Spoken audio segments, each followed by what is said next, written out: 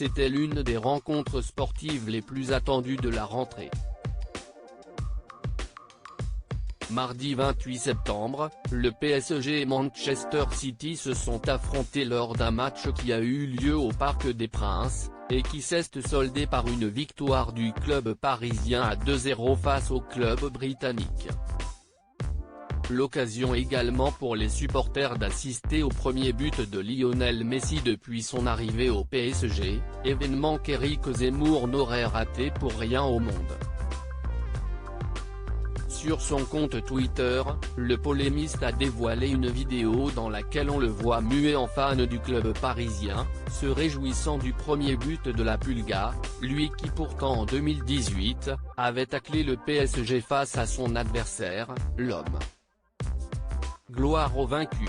On attendait Paris, ce fut Marseille, avait-il ainsi écrit dans un billet publié sur RTL le 17 mai 2018, taclant le Paris Saint-Germain, ses vedettes à prix d'or, son budget pharaonique, sa tribune d'honneur du Parc des Princes, son prince qatari, son idole brésilienne, en parlant de Neymar.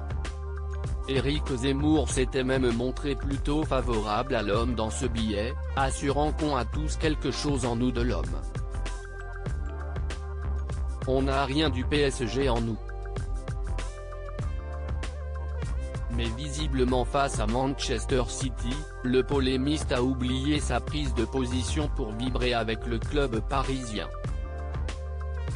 Quand Éric Zemmour surnommait les joueurs du PSG de Gugus, un soutien au PSG des plus étonnants quand on se souvient également qu'en 2016, le journaliste avait traité les joueurs de prétentieux, les surnommant également les Gugus les mieux payés du monde, des Gugus de tous les pays du monde dans un billet, là aussi publié sur RTL, ajoutant que le club parisien était alors la revanche ironique du droit du sol sur le droit du fric.